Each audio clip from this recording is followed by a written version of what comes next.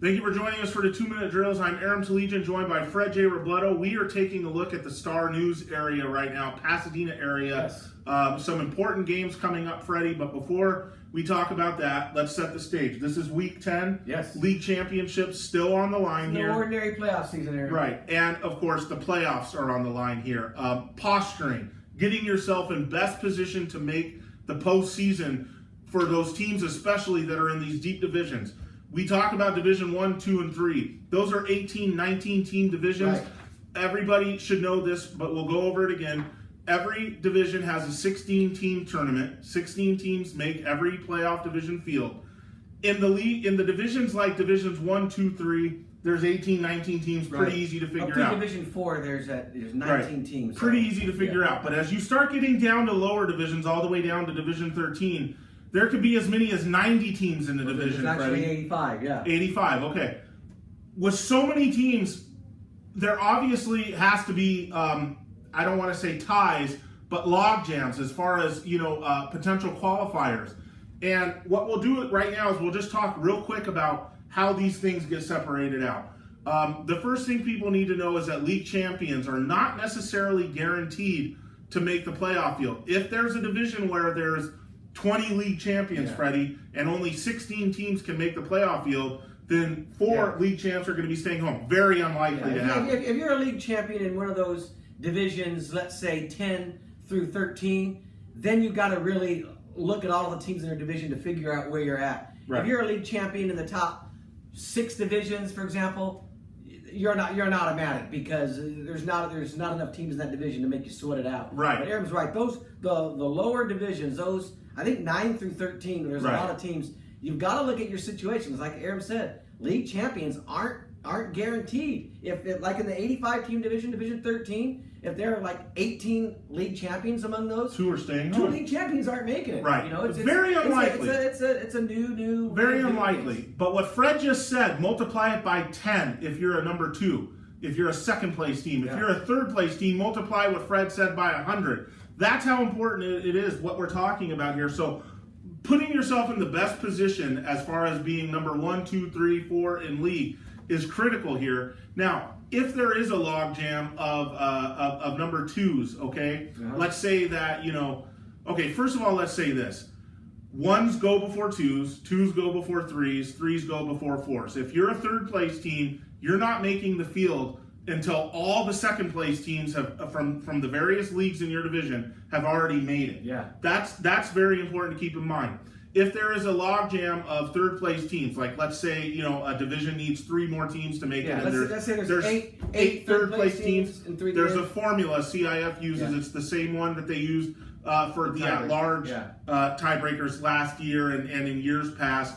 It's like a 5-prong system: strength of league, strength of schedule, head-to-head. That type of thing, that formula will determine those things. But the best possible advice we can give to anybody, number 1 for me, is everybody apply for an at-large. If you have any question mark, if you're on the fence about what your team's situation is, apply for an at-large.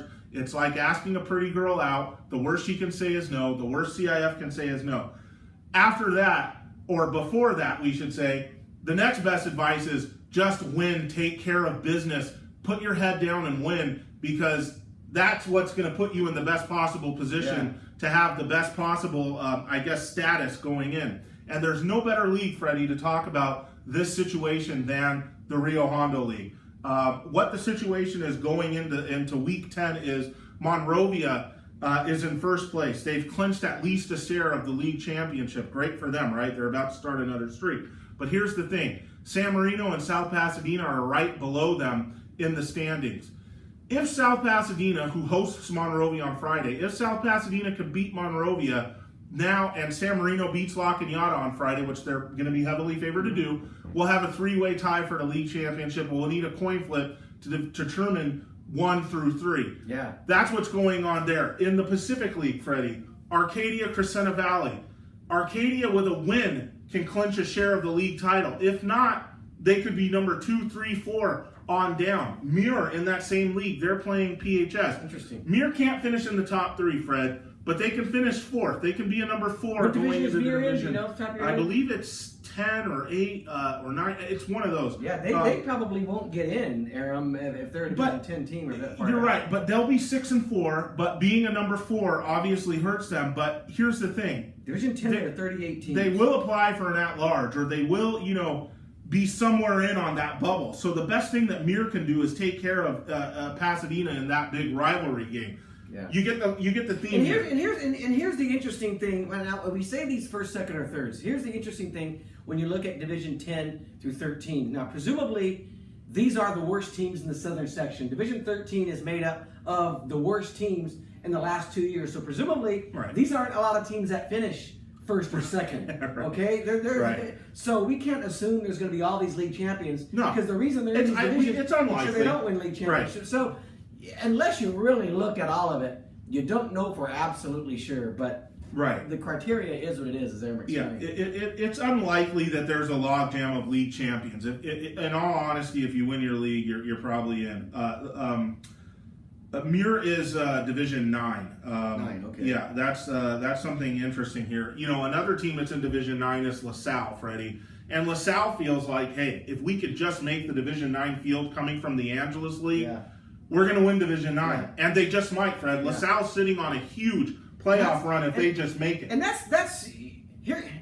We never really got into all the playoff divisions. That's one of the kinks to me. And I've said this. I've tweeted it out.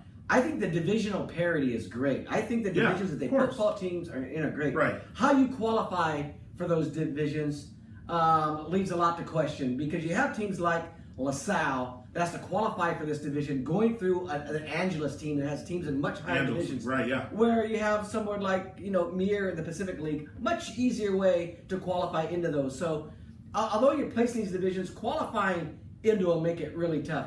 And you have situations like Steve Fryer tweeted out today, a team like Grace Brethren that's going to be 9-1 in Division 10 because they're not in the league. Teams in their league went to 8-man. They had to play as a freelance. They can only qualify as an automatic qualifier. So in Division 10, it's already been proven there's going to be enough first or second. As an at-large. Yeah, right. There's going to be enough first, second, or thirds in that league. Yeah. Where them, ranked number 4, and they're going to finish 9-1, won't get in. They could be 10-0. Ranked number 1 in that division, and they're not going to get in. Okay. Those are things they've got to fix. You're scaring people, Freddie, because that's a rare instance. But it's part of the new process. Like we said. I think there are things that are going to be cleaned up after this year. Yeah, but I do like the divisions, the parity, and where teams are. Got to figure out a better way to qualify. Maybe in the future only first and seconds are guaranteed, and the rest are. This is such a huge situation, like I said, though, for a LaSalle or for a Muir.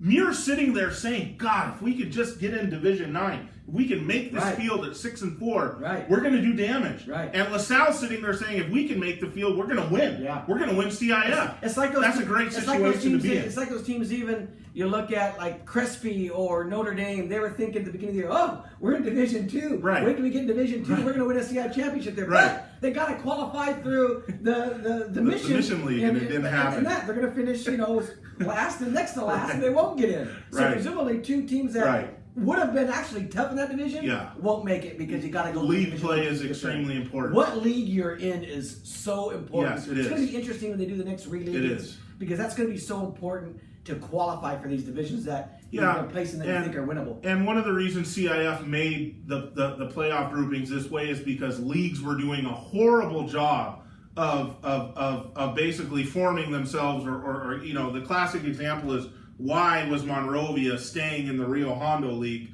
They didn't belong. Maybe now they do, but they never moved them out to, say, the Pacific League. And so CIF just jumped in and said, you know what, that's fine. We'll just make it so that you go to the proper division if you make the playoff. I think, and more than Monrovia, I think this is the Long Beach Poly rule. This is This has all happened because of Long Beach. Because there's a huge drop from 1 to 2 all the way down. That'd be like putting Bishop Amont in the Valley Vista League and saying, here we go. Exactly right. And making the Valley Vista League, you're all in D1. Because Amont's in the Division 1. That's right. So it's very practical. Freddie, let's get into predictions real quick. Can Arcadia beat Crescenta Valley in this quasi-league championship game on Friday night? Arcadia's at home. Yes, I like Arcadia. Do you really? I do. I do. Oh, boy. And I know they've been in a lot of close games, and I know they're a team that you look at and you say, they're right here, and they're ready to fall. That I think in week 10 they're going to surprise a lot of people. They're going to get this game. They better, because Arcadia is another team that if they make the playoffs, boy, they got a shot to make some noise. I like Arcadia too. Yeah. Muir PHS, does Muir get the bell back? Yes, they do. And for PHS fans, remember, you won last year, so you got about 20 years before you win again. This is when it starts. I hope you took care of that bell. I hope you looked at it, rubbed at it, took pictures, because you won't be able to see it for the next 20 years. Yeah, the Muir kids are already talking on Twitter about how this is like the most important thing in their life will be getting the bell back, because they don't want to be the team that lost twice to PHS. I guarantee a Muir victory on Friday, okay? I'll find a Bulldog helmet to wear if they go through that game. Monrovia going to South Pasadena, Freddie. San Marino whipped South Pass last week. South Pass was, looking like maybe the Rio Hondo League champion until they ran into San Marino.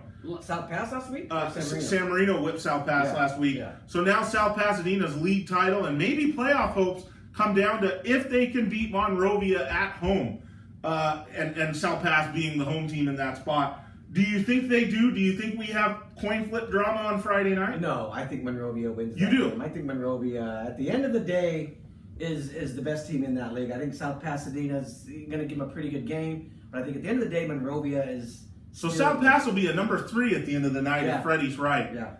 I agree with you. I don't think it's a blowout, but I think Monrovia grinds out a win over South Pasadena. That's the game that I'll be at, but we'll see. This is the Rio Hondo League year this year, Freddie. Anything can and will happen. These are very, very interesting situations. The best advice we can give you to all these teams on the bubble, to all these teams thinking about playoffs, just win and let the chips fall where they may come Sunday. And Sunday, follow Aram and I on Twitter. We'll be tweeting the teams that qualify. We'll be writing on our blogs who got in. I'll be posting the brackets on the website. You'll have all of your information. We'll talk about some of those teams that didn't get in. Yeah, that may be the bigger story is who didn't get in. So we'll just follow us on Sunday. You know where it's every year if you follow this, we get stuff up on the blogs pretty quick. We're tweeting information out as soon as we get it. We've got you covered. Watch football, have your Twitter in hand, and you're going to be good. Fantasy football, Twitter, and Aram and I. Yeah, what a great weekend. Fred and Aram and chill. Yeah.